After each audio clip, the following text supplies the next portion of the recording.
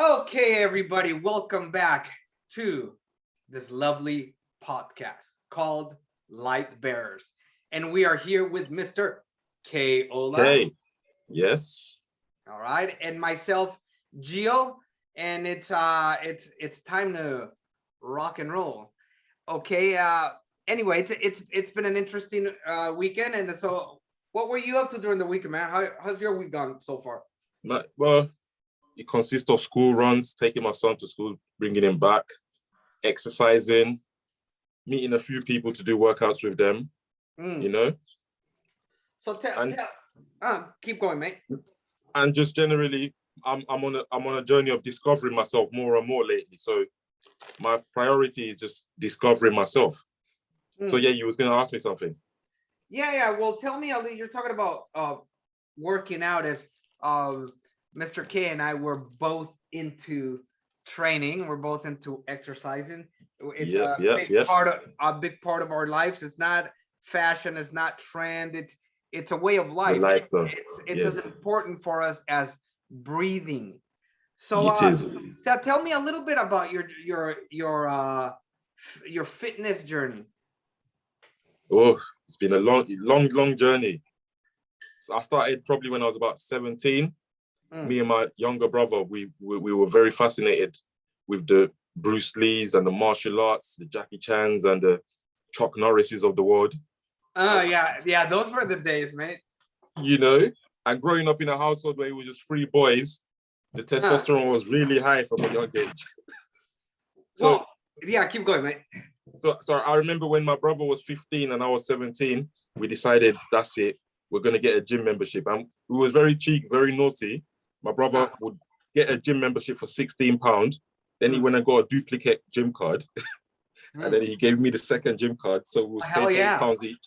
So we, yeah. we was going halves. We was paying £8 each, and he will go into the gym from the downstairs entrance. I'll go in from the back entrance, so they don't realize we're both using the same card. And Uh, and that's literally how I started going to the gym. You know, a bit naughty, but we was passionate about training. yeah. Well, I mean, you might have the side of you're committing robbery or whatever or theft, Yeah. but man, at least you weren't out there, like stealing beer or something like that. No, You no. were out there to do something constructive, and I think if they would have found out, I think more than likely somebody in the gym would have probably be like, "Oh, you cheeky cunt," but they would have seen like your determination. I think they would Yes, have given you a break, said, "Okay, well, how about you clean the toilets or something?" And yes, I think opportunities like that. Now that we're talking about that, because we've all experienced a lack of resources. A lot of people, not all, but a lot of people have experienced a lack of resources, and yes. we all wish like somebody was there, not to give us a handout, mate, but to maybe I can exchange like old school style. Let me clean the tatamis, or And then you get and this for free. yeah, and I think there should be. I think a lot of gyms. Incentives. Well, it's not really free, mate. You earn it, but you earn it by working, exchanging your labor to them, because you're not able to maybe get a job, or or the job that you have is being taken up by taking care of your family or the necessities in life. But you really want to embark on this, and I think a lot of companies like gyms or places like that should have like a little program like that for disadvantaged people, and again, not Yes. give them a handout, because as we were talking about, as we were having a conversation before, like if you just give something to people, then you're not equipping them with the tools. So you want to equip them with the tools to get on their feet and learn the value of earning and Of it. mutual That's exchange. I think the value is the most important. I've noticed that even if I give somebody something for free, my training, and the way we train is serious, like you said, is a part of our life. So Yeah. when we try to train other people, we've got a lot of value in our training methods. Yes. But when I give it to people for free, for some reason they don't appreciate it. Yeah, they don't. They feel like somehow like you're not. What I get this from a lot of people is they don't appreciate it, but then they go out and pay like $300 a month or some ridiculous, For a $100 a lesser month. Or for something lesser than what you're offering. and they're not really taking them under their wing and guiding them. It's just like, here's the machine, you push it this way and then go on your way. Whereas when you get, I put my heart into it, or as yourself, I guess you Yes. also do. And you really want to teach them so that they can become free too, and they don't have to rely on me, because I don't want to have an eternal student. I'm on my own journey, and I like going solo, occasionally finding somebody that's on the ground, like at a slam Yes. pit. You get into a slam pit, and then the bloke in front of you takes a spill. You don't want to stomp on him. You know what I mean? So, but Mhm. you're still going on the pit. You're like, oh, I'll pick you up, mate. You just pick him up, and you keep going Yes. and pitting it up together. And so I see that with training. And so, yeah, a lot of people don't appreciate it. They feel like somehow, No. because you're not raking in the Benjamin or the Queen Victorias or Elizabeths, that somehow you don't know what you're doing. Yes. Even if you look like Atlas, dude. Yes. It's crazy. Yeah. And then sometimes you want to do it for free, because it's like the apple tree doesn't charge you for the apples it produces, so sometimes you want to be just like nature and be a tree and give out free fruits, but Yeah. their lack of appreciation almost forces you into this paradigm of, what, you have to join the system. If you Yeah. can't beat them, join them. Well, dude, check this out though, mate. And that just shows how programmed people have become onto this system of money, the system Yes. of business, that if somehow it's not a business that's established, and there's nothing wrong with changing. Obviously, money has its place. Maybe one day we'll rid of it and create a new system of trade. But that system has been what has gotten us here. And it had its place back in the days, because you don't want to be walking down, you had like travelers going through the freaking desert and stuff like that. And if you had all your goods, right, and then you got hit up by marauders, yeah, so they created the money system of exchange that made things trade a lot easier, and so I got this, let me trade it for that, and you don't have to carry all this stuff. Well, I got this huge ass side of fucking cow, that I had to carry all the way from the top. So obviously it has created the society that we have right now, which is not all bad. Yeah. And there we have social ills, but we have a lot of goodness too, and we must That realize came from it, of course. and we're talking about, like, the attitude of gratitude, right? So, but it's going back to, that's how people have become, the bad aspects of it have become so programmed that they can't believe it's free. It's got to, it must suck. Like Fabio would say, I can't believe it's not Bada. Yeah. It's crazy. It's like some people will walk past an apple tree full of apples, won't touch it, but will rather go to the Tesco and buy apples. It's like, what is going on? That's some redonkulous shit, dude. But I mean, that goes back to the point. When it's free, nobody wants it. Nobody wants it when it's free. And then they go and spend like a ridiculous amount of money in the shop for the stuff that's been processed. For a flavorless apple, mate. That's waxed the fuck to hell, dude. And you walk past a literal apple tree and you be like, nah, that's dangerous. That's too organic. Yeah, that's too natural. Yeah, I'm gonna get a bug. My stomach's gonna collapse. Yeah, like, that's just too dangerous. Natural. Are you insane? It's absolutely crazy. Well, I see it sometimes. It's like, wow. Well, we're talking now that we're talking about, they'll see the apple and about fear of bugs and stuff like that. And as you know, I'm not a full-time farmer at the moment, but I get to live in an area where I'm surrounded by a bamboo forest. I have one neighbor, and so I have access to like a little plot of land in the front, and so the person who owns that, there used to be a house there, and the house was destroyed, was demolished, but the land stayed there. And now the lady, her husband has passed away a while ago, and she's up in age and she's not doing very well health-wise. And so the place was just like bamboo everywhere. And so I asked her, hey, do you mind if I go in there and I cut everything down and then just do something with it? She's like, she don't mind, go ahead. They'll have to pay for it. She's just glad somebody can take care of it. Mm. So I came in and then I brought in a plow. Well, what happens is that I don't know if you're aware of bamboo. Bamboo is a grass, mate. It's the tallest, it's the fastest growing grass. But the roots, once they get into somewhere, it's kind of like a weed too. To get rid of bamboo, you have to go in and tear out every single root. Otherwise, it's gonna keep growing back. And Growing. the roots are just thick and they're really hard to dig through. Plus, I heard that initial stage is very long. It takes like 7 years for the thing to just grow a little bit. And then after that, it just shoots out in it just about goes 2 years. insane. Yeah, well, this is a bamboo forest. And so what else was in that soil is old pieces of the house and like pots and pans. And I was like, Mm. oh man, how is this gonna work? So then I thought, okay, I cut some bamboo and I made a raised beds. And then I purchased a little bit of soil and then got soil from this place where the leaves pack up and then turn back into compost and soil and all that, and added worms. I dug up worms from all these places and brought them in.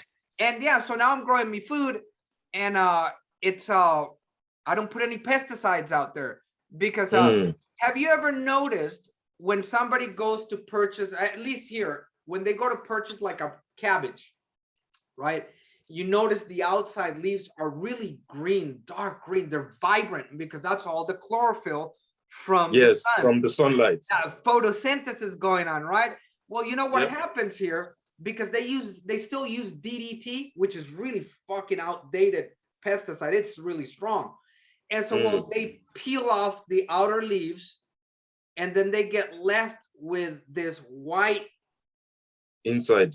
Yeah, and I'm just like, what a waste. So what I do is I just don't put the pesticides. And if your soil is rich in nutrients, the bugs won't really hit it that much. It's a parallel to the body. If you notice you lack of sleep, lack of nutrition, certain vitamins, stress, you start getting like little ulcers and infections all over the fucking place because your body's susceptible. Same thing with the plants.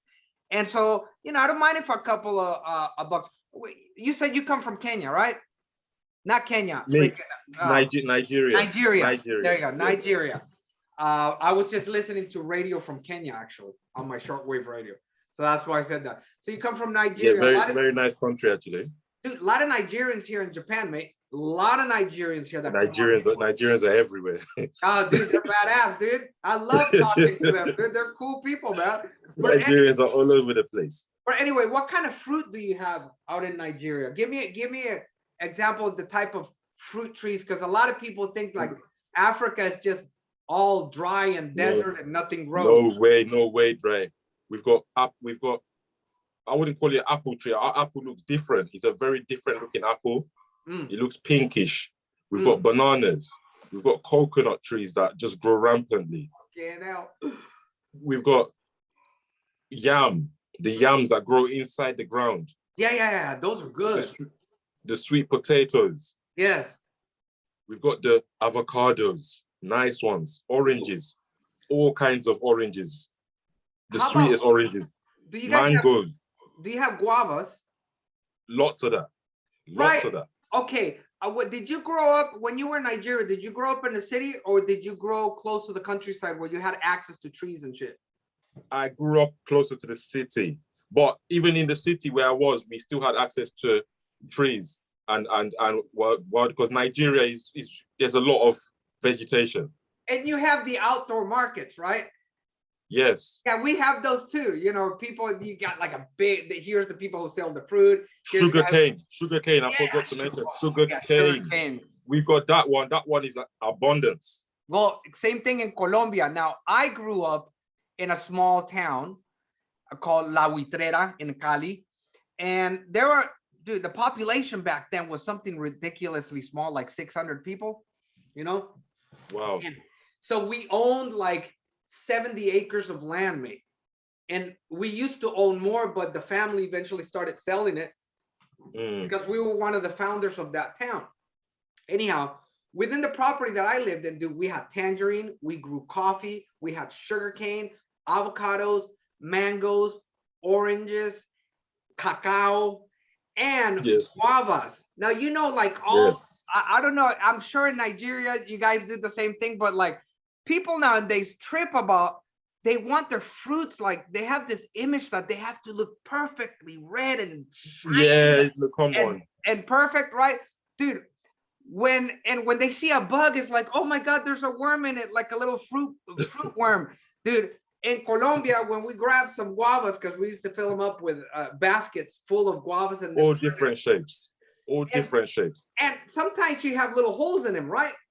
Yep. And that's because, but you might have like one. You weren't gonna throw away that guava because usually there's just like one little worm in there. Mate, I'll just get that. I'll bite where the hole is, spit that out. Yeah, Carry on. that's right. That's right. That's what we did, mate. That's what we Spit that did. bit out, and you carry on eating it. And you were good. And because it didn't have pesticides, you weren't going to try to find some water to rinse it. Even You if you went, ate the bug, man, you're you getting went protein, like mate. this, and you cleaned it off on your shirt. You know the dust. Come on. And you Even ate if you that. even if you ate the bug, it's only protein. Yeah. And those bugs, it's not like larvae that are going to create an infestation in your skin or something like that. No. They're fruit bugs. That's it, from fruit flies. You just eat that shit. I mean, God Not gonna knows kill you. dude, how many bugs I've eaten. How many we eat when we're sleeping with our mouth open and they're just going in? That's right. And so we've created this, we have this current version of the human being that, although we are living longer in a sense because we don't have to go out and fight the wildebeest, you know, we don't have to the saber-toothed tiger. We don't have have the same stresses. We don't have as much stress. well, we don't have that kind of stress. That stress wasn't as bad. What was bad was we didn't have penicillin, we didn't have antibiotics. So if we got an infection, we mostly died from injuries. But we were some strong people. Way stronger. Way stronger. Oh yeah, dude. But it's like, you know, Kal-El from Krypton, dude. Come down here, get energy from the sun, and we can lift things, we can eat things raw, and nothing happened to our stomachs. Now we're living longer because we have medication, but we lost that sense of vitality that comes from survival. Yes. Okay, it got too unbalanced, and so now everything is too idle and too comfortable. Yeah, too comfortable. You live long, but you don't live a quality. It's not the same quality. Well, it's a very docile existence, but it goes on forever. Yeah, and we're bubble wrapped, and so before we had real struggles. Now people don't have those struggles, so they create these psychological struggles. You're oppressing me. What are you talking about? Slavery, mate. You're not accepting me. You are bullying. You are this. Exactly. Every race on this planet has been enslaved. Every it's not race. a big deal. And so just, you know, I got black in me. My grandfather's black. I've also got Native American from Puerto Rico, those type of what we call the Caribbean Indians, right? And Jewish, some relatives, and then Spanish. Like, I never tripped like, oh, you guys are oppressing me because I'm Latino. Hell no. Come on. When all that stuff happened, we wasn't even there. Yeah. We wasn't even there when it happened. We live in a different time, and sure, there's racism, it exists out there, but it's not the whole system like that. And so back in the days when we grew up, like, man, if somebody threw you an insult, you know, you just took it in the chin and moved forward. Nowadays, people kill themselves. Oh no, he called me he said I had cooties, and next thing you know, it's in the news. Oh, they said you had cooties. Now, how dare you say you have cooties? You can't get a job, and that's a crime now. Psychological bullying. I didn't know when that became a criminal offense. You know, psychological bullying, all kinds of mental oppressions have now become criminal. They've more or less become physical conditions, though. It's insane, man. And although crazy, there are a lot of great things now, but that aspect, going back to, we've created a really sensitive, weak human for the mind. It's the mind that is suffering more than the body. The body is suffering because we're not as strong, but the mind is suffering more. And but in turn, the body will go down. Wherever the mind goes, the With the body. mind, yes. Exactly, it's gonna go there. So, but yeah, I mean, man, I love keeping it balanced. Obviously, we have this great mode of communication, you Yes. know, and that's the good aspects. But I'm I'm afraid of the next 10, 20 years. Like I'm gonna be 50 next year, if God willing, because there's no guarantee. But at 70, I'm Never, yeah, still, that's true. if I still got the health, I'm gonna be pumping because I'm afraid what this world is gonna be like, mate. I'm telling you, with all these comforts and these technologies that are making, not making people useless, but making, losing creativity, losing sensitivity, losing their touch and connection. Well, the more we become uncreative, the more we become useless, meaning that we can't do anything because we no longer can use our minds. We can't make things. We're disconnected from our food source. The more Mm-hmm. things get like that, guess what? The more dependable we become, the easier we're controlled and Yes, scared. Well, if you that's don't listen true. to us, you can't eat. If you don't get the secret juice, you You can't get can't a get job. Wi-Fi. No more internet access. Oh, well, they could kiss my hiney because check this out. As I was telling you last time, like I use radio, Oh yes, and so I make cases for everything I carry, man. This is my pen case. They're all made out of leather. nice. So You made it actually, yourself. no. Let me take that back. I mean, I have cases made from this old man that owns this Ah, jean store, and so I like to carry a radio, and so my belt, dude, I got a little radio. It's like this is like my little Batman utility belt, man. I got and that pen, doesn't need internet. and so well, guess what? Now that you're talking about the internet, there was this one article that was talking about the dangers of radio. Check this out. The dangers of radio, Mm, because radio, especially shortwave radio, it's a method of communication that cannot be easily censored. Shortwave radio, right? And it has no way of being controlled because like it's faster than the internet, mm. and you don't have to get like pay any services, so that the information is not as easily controlled on shortwave because you get information from other countries and stuff like that, and they're saying that Yes. this can be kind of dangerous for people. As a dangerous I'm sure. dangerous for who, because they might offend some people and say things they're not supposed to. So why should we everything be censored? Why must everything be censored? Right, it's okay. Why can't we not offend people? Let's offend. Let's Yeah, offend people sometimes. Why not? yeah, exactly, and it's up to you whether you get offended or not. Or not exactly. You Why are know what I people so mean? damn sensitive? Why are they so damn sensitive? Well, it's like this. You're not offended me if I'm not offended. See, I have to accept that offense. But if you Yes. just realize that, especially if you logically, if know and morally know in the scheme, right? The average of what we deem morality and good things, right?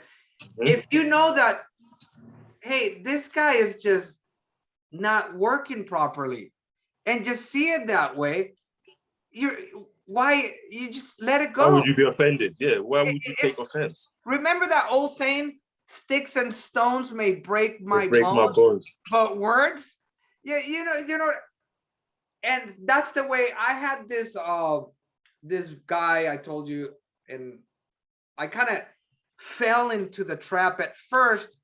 He started Mm. kind of like calling me on some things because I'm exercising on the train, and I get permission from the train staff because I've approached them to exercise, use the rings or whatever, as long as there aren't a lot of But to people. be honest, those trends look like gymnastic apparel anyway. That looks like gymnastic equipment. Right. They're fantastic. So anyway, so I told him like, look, I'm a teacher working at this school, and I have to wait 30 minutes here for this train, and there's hardly anybody on here. When they come in, everybody usually tries to sit away from each other because they want the privacy. And there's like, yeah, go ahead. And so my thing is I want to inspire people to, there's no excuse not to train. If you learn to become creative, you develop your creativity and realize that the gym is everywhere, you can exercise. Yes. So this one guy Yes. that had come to my house for one of my barbecues, one thing in Japan is that they like bullying people if you don't follow whatever they like. They form little cliques. And so I've And so never, trying to oppress you. yeah, well, I don't fall into cliques because I grew up alone, mate. I grew Or up, they try to force compliance. yeah, out of you. exactly. That's right. And so this guy started like schooling me like, well, if you ever did that in front of me, I would be really upset. You can work out anywhere in front of other people, but I totally disapprove. And I was just like, so I try to What approach the him. hell? Yeah. So I try to approach him in a different way. And I'm like, well, mate, my time is valuable and I want to use my time in a positive way instead of drinking on the train. Which a lot of people must be doing. Exactly, because they're stressed And he's out. not complaining about that. And they sometimes vomit on the floor, not because they want to, just because they're stressed out. And so I get it where it's coming from, but I chose not to do that and release my stress by exercise. And so the guy comes back and says, well, the trains weren't there to improve your health. And he keeps going on and on. And so finally I just said, hey mate, well, we may agree to disagree, but if this is your poor attempt at bullying me and insulting me, well, first of all, I'm not scared of bullies. Bullying doesn't work on me. And I eat bullies for breakfast. That's the way we dealt with things back in the days. I said, but if we can handle that, you got your way of thinking and I have my way of thinking when it comes to this matter, then it's all peace and love. But then later on that night, I let this little bug, this little worm, It festered. yes, a little worm that is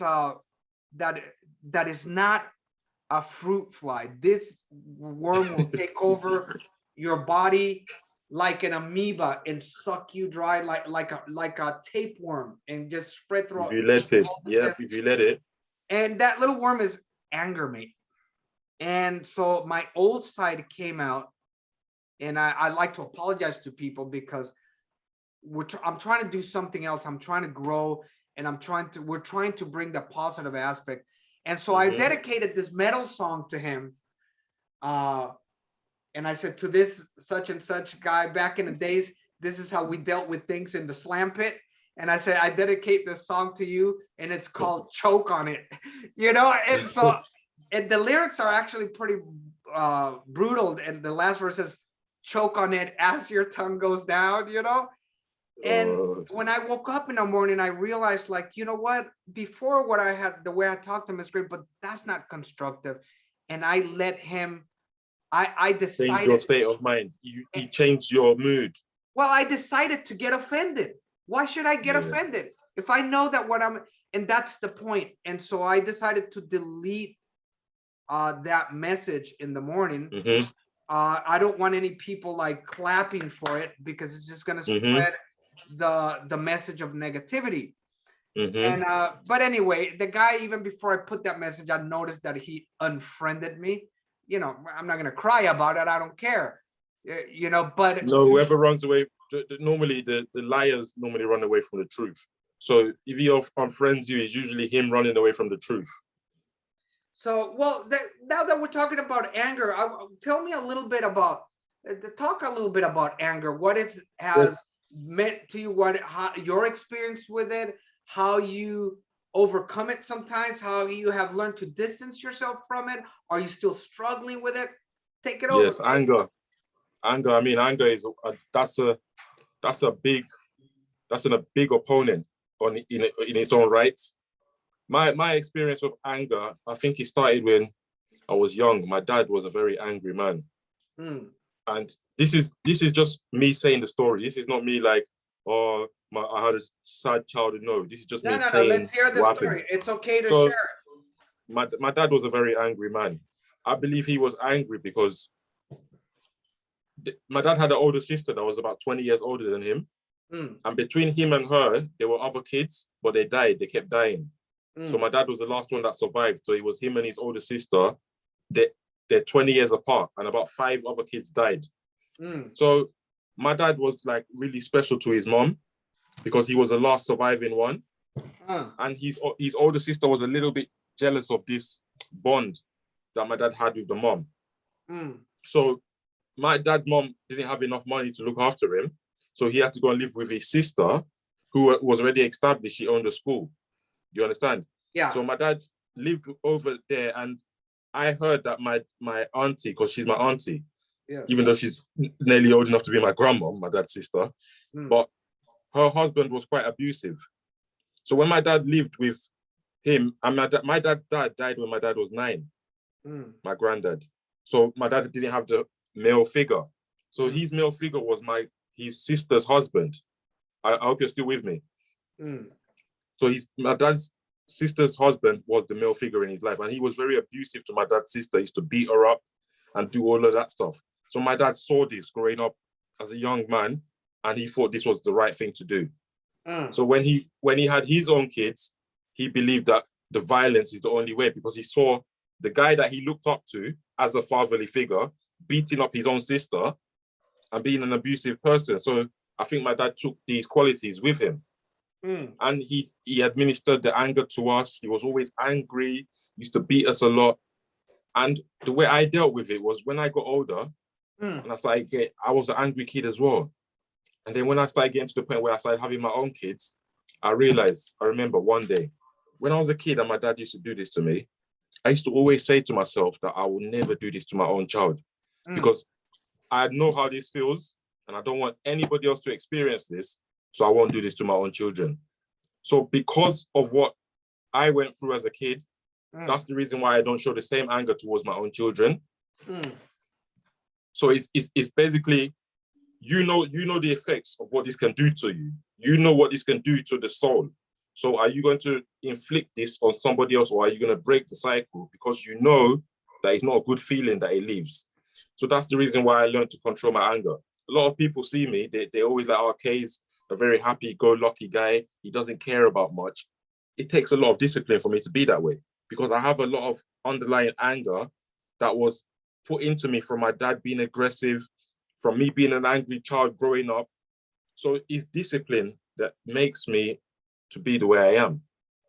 I always have to remember the effects of anger. I have to remember the damage it can cause. I have to remember how much trauma, how much pain it can cause a human life. And because of that, I just let it go. A lot of people anger me sometimes, and I just let it go. Yes, and that's important. Something that you said that was really important. Says your dad saw that, and then he thought that was okay. And just going back to what I was saying about that message I wrote, is that some people as we're getting older and we have kind of a little bit of life legacies with us, each one of us has a legacy, and people that are younger, or other people that see us as role models, they can see a message like that with anger, and they learn that from us. And so now we have to be careful not to teach that. And so that's why I deleted that. And then you're doing the same thing with your kids.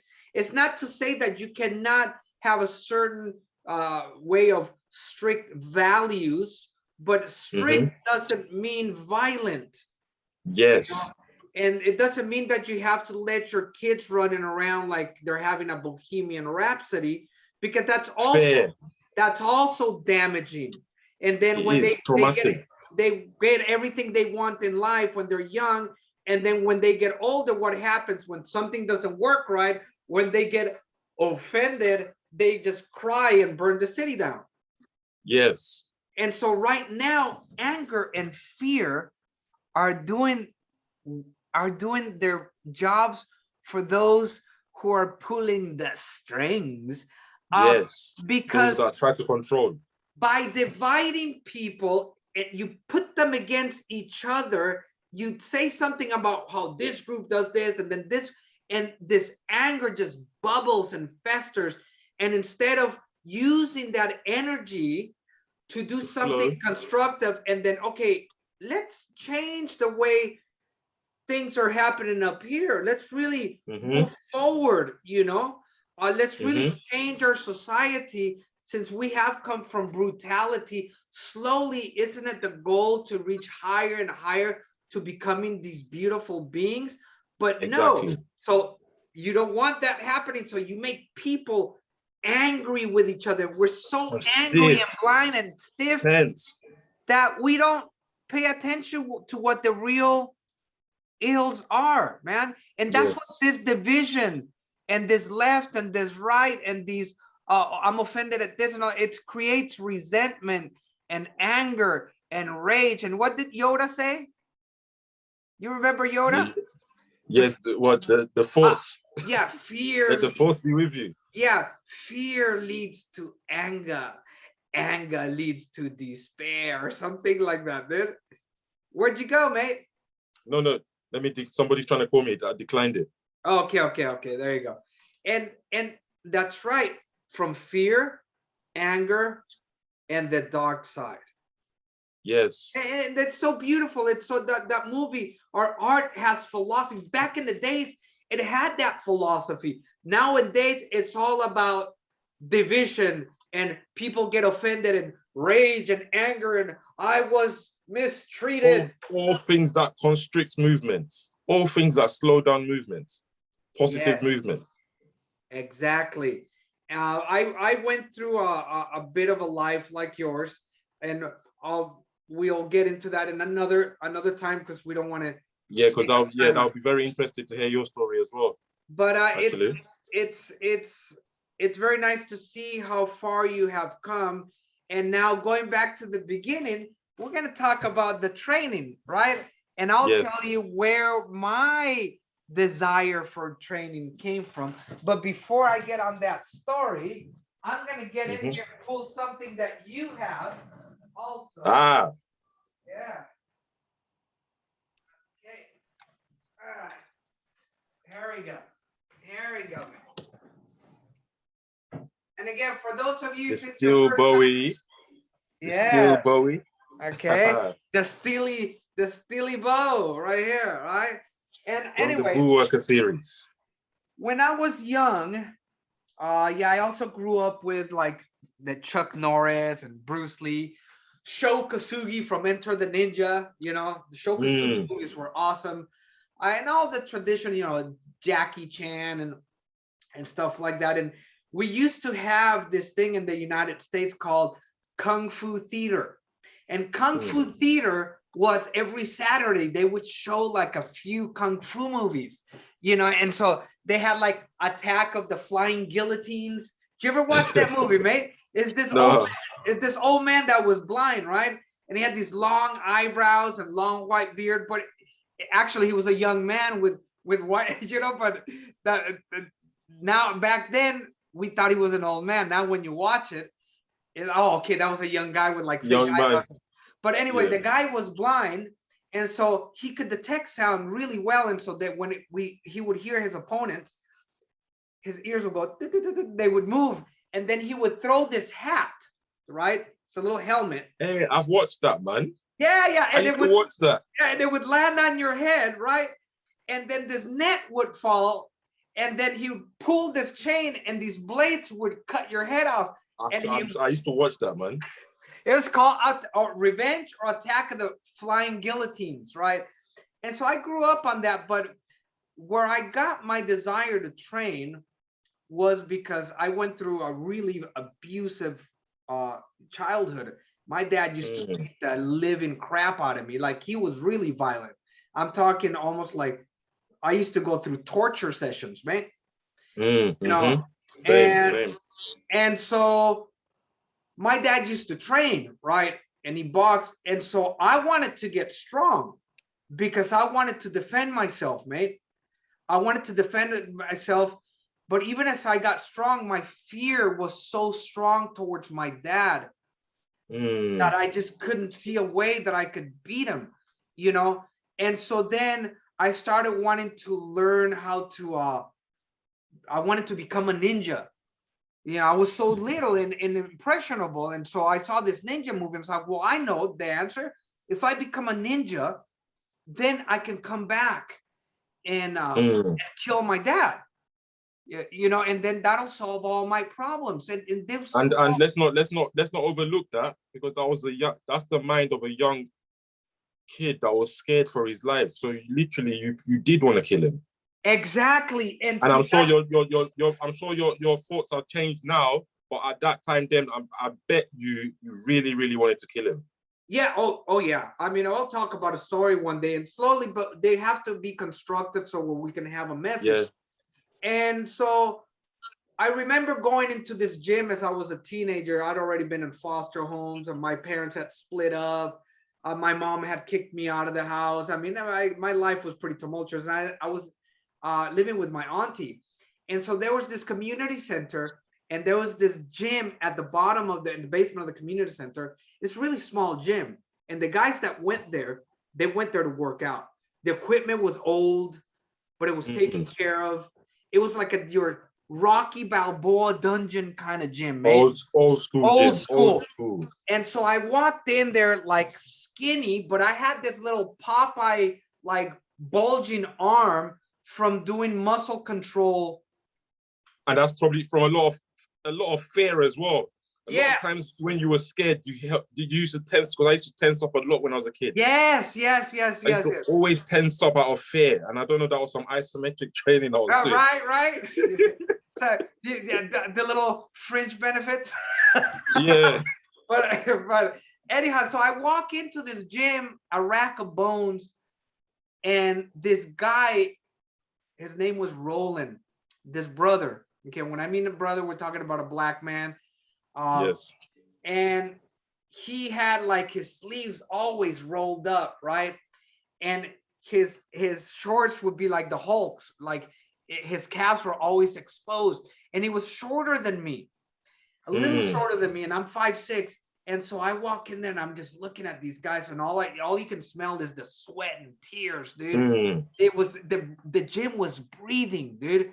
And it's only like 7 or 8 guys, and it was always the same group. You know, sometimes we would have like the max would be like 11 people there, but people were busy and they were helping each other and inspiring each other. Yes. And so the guy comes up to me, and he had this Mike Tyson voice. How can I help you? You know, like really hyped. And he was huge. And I'm like, I looked at him and I'm like, bro, I want to be like you, dude. Just like you. And he took me under his wing. Wow. And he says, I'm going to teach you how to be free and just work out by yourself. And he trained me for a month, teaching me everything, how things work, how to create my own sets, how to work this group of muscles up. And that was my journey. And after that, and believe it or not, even though I went through with what I went through with my dad, my biggest inspiration for training, and one thing I looked up to my dad, was that he took his physical fitness seriously. He wasn't a drinker. He wasn't a smoker. He didn't sell drugs, right? He took care of himself. And to this day, he's 70 and he still trains, man. Nice. That's beautiful. You know, and that's really beautiful. Roland took me, and here I am now, and we met each other. Tell him where we met, dude. We met on you see that thing that you just pulled out, that steel bow? I met him on the group for the Bull Worker. Yeah. Bull Worker Fitness. And it's a funny thing, because I was going through, we'll talk about this another time, but I went through a lot of health issues. And the first thing, when I was coming back to my fitness, I'm talking about 8 stone, I was down to 8 stone, 50 kilos body weight. Oh. And the first thing that got me back was the Bull Worker. I remember I bought myself a 10-pound Bull Worker, one of the old ones. Yeah. Started training with it. And I thought to myself, have they got a group on Facebook?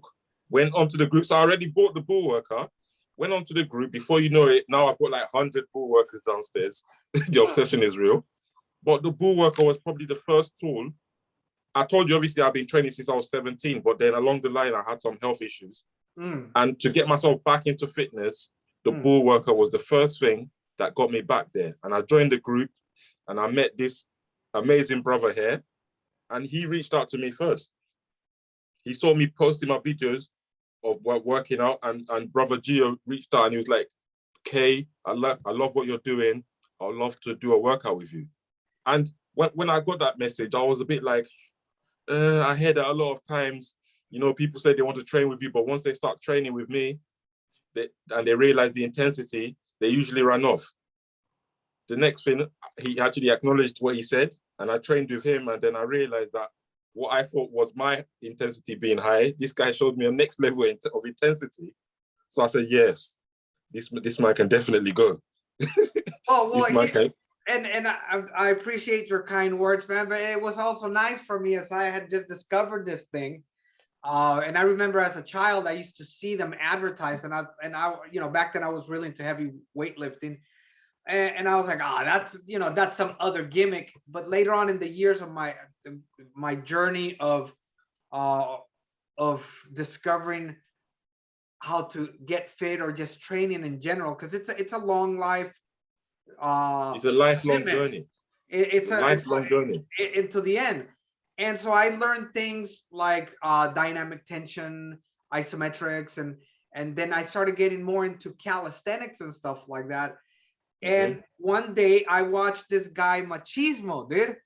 Oh, Max. Yeah, Big shout out to Machismo. He was one of the first ones I saw too, man. Yeah, big shout out to that guy. Well, here's the thing: is that Machismo was on YouTube, dude. And so I remember it had him, like, I don't know why the internet just took me there. The YouTube, you know, what the algorithm or whatever they call that thing. And so algorithm, is that how you say it? Yeah, algorithm. Yes, okay. Algorithm. And so, and then I saw him and it says, oh, the bull worker doesn't work, you know, and he's hard like that. And then I just decided to click on it.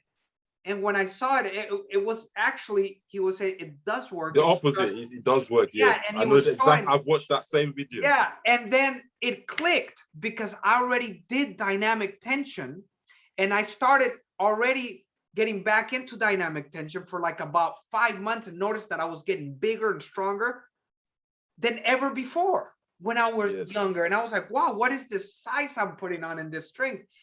And then I saw that, and I said, of course that works. I know what that is now with years of experience. Ladies and gentlemen, boys and girls, the way you see the world sometimes, even when your elders might tell you certain things, and you're maybe not mentally mature, or you don't have enough life experience to realize that what they're actually telling you, and not to say that there aren't adults full of shit, because there are. Plenty. It takes time. It takes time by living and experiencing things, and things might click later. And that is actually part of your growth.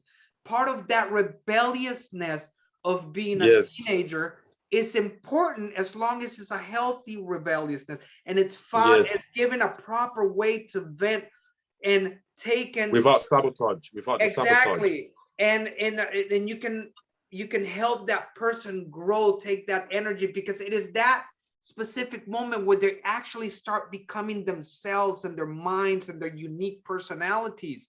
So you don't want to crush it, but you don't want to let it just burn, you know? And so it took me years, and it finally clicked, and that was part of my development. And I realized this is that same philosophy of dynamic tension, muscle control, and isometrics all put into this. Now, the one thing that this gives is the whole different ranges that you can get with that spring coil. Yeah, and here's the thing, because see, normally, like, say, if I want to work on my arms this way, dynamic tension, there's only so much I can go with my own joints, but that thing moves in so many different ways that it gives you a different edge. It's almost indestructible. It's not a bad price. Very hard, very long lasting. It's easy to operate, man. And so I was happy to meet this brother. But the one thing, and I think why I had to meet this guy, is God always finds troubled people, because I have been troubled, and I'm still troubled. I accept that. Same here. And the way I have grown, and I can't escape from it. I used to run away from it, but now it's just like, accept it. God is this is part of who I am, and this is what God has given me. And I noticed that this beautiful man right here, this beautiful young man, I noticed a sadness in his eyes and his smile. See, he would never smile. And he just always looked sad and angry, you know. And so I had to reach out to him. And then I just told him one day, because one day, like a little smile just came through. And I was like, bro, you got an amazing smile. And that goes out to all of you. A smile can change the world, can change somebody's day. Very, very contagious. And especially if you have kids and you have your children, I said, your smile is what's I going, is remember. the rainbow to those children. And ever since that, not scratching my back or anything, that's God's power. That's not me. Okay. That's God working through my fingers and whatever, you know, and I just let him go, take over. Yes. And this man is just, that smile makes me smile now when I see him. You know, when I see him and he's smiling on Facebook. And so that's how we met. And that's the one beautiful thing, that without this internet, now here's me embracing technology, the good aspect of it, I would not have been able to meet this lovely brother who I feel like I've known him for years now, you know? Yeah, likewise. And I still remember, when you kept telling me, smile, you need to smile.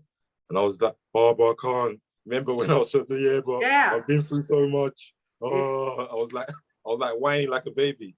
But eventually, but we all go through that. We all go through that. And it's part of shedding that skin, you know, as long as you don't get completely lost. And sometimes we're talking about the slam pit, there's that bloke. If you see, we are our brother's keepers. Yes, we are. Abe, Cain said to God, you know, my brother's keeper. That's right. What did he say? God say, hey, fool, where's your brother? What? He goes, why are you asking me? Am I my brother's keeper? Well, guess what? We are. We are. After he said that, after he done know that he just killed the guy. Yeah. Well, we are our brother's keepers, because guess what? We all need each other. That's how we survive. That's how we grow from each other. That's how we learn from the beauty of each other. And so, yes. Am I my brother's keeper? That's right. He was in the slam pit of life, and I just happened to be standing during that time, because I fall in the pit too. And I'm just there doing my floaters and stuff. And then I think, oh man, this bloke just fell in. And I just gave him the hand, dragged him up. And it really worked. Because I don't think I even realized that I was even in that sadness at the time. I was just doing my workouts, posting, and I just thought I'm normal. I thought I was even doing good because I was getting better than I was yesterday, because my health was improving. I was getting a bit stronger. Yeah. So I didn't even notice the sad mask I had on. Well, because we get used to our own stink. I mean, you can wear a pair of socks for like a month and get used to their own stench. Now then you go to a certain kind of stench that then you realize how stinky you are, but by that time it's too late. But you get used to your own stink, and we need that other person to say, hey mate, like from the outside, yes. You know, you need to take a shower. Yes, it's true. It's true. You know? It's true. Absolutely true. Well, mate, unfortunately, we're coming upon that time of the hour. Yes. But like always, it is Brother K that leaves us with a final note, words of hope, of beauty, of inspiration, and the light may shine through his voice. Take over, K. Okay. So we're going to end this with a message of anger, and when the negative emotions try to take over your positivity. So as we're going through this journey of becoming a better person, becoming a more positive being, there's going to be the temptations. Even Jesus Christ went through the temptations when he went to go and fast for 40 days. At his lowest point, when he was trying to be at his most humble and his most positive towards God, that's where the devil pokes his head and the devil normally gets you at that point where the transition is meant to happen. Right before the transition, when you're just about to take that step over to cross the bridge into the light, that's when the devil pokes his head normally. That's why I said he gets you at your lowest point. So that's when the anger, the jealousy, the envy, the spitefulness, that's when all these emotions are going to start poking their heads stronger than they ever have before. Especially when they see that you're trying to come towards the light. The temptation is not just there as a hindrance, it's also there as a test to see, are you really who you say you are? Because if you are who you say you are, then these things will not bother you. To remind you of who you are. That's right. And if we fail these tests every now and then, it's not for us to go hard on ourselves. It means we're still learning, and it means that there's more improvements to be made. It means we're not quite there yet. That's all it means. We're not quite there yet. Because when we get there, we'll have full control over all these emotions. So as we're going towards our positivity, just acknowledge the temptations that are poking their heads. And don't be overwhelmed by them. And if every now and then they seem to get the better of you, don't beat yourself up. Just remember, that's the purpose that they serve. They're there to test you, to see who you really are. Are you really a child of the light, or are you going back towards the darkness? That's right. Beautiful. Well, anyway, Brother Love, it's been a beautiful one. And hopefully on the next one, we're gonna try to get a guest, so people with different views or different knowledge out there to share with us. And pretty much what this is just, let's just have a conversation, because we stopped talking. Beautiful. We stopped talking. Yes. We need to start talking. We're not talking at each other, but at each other, talking to and with each other. With each other, that's right.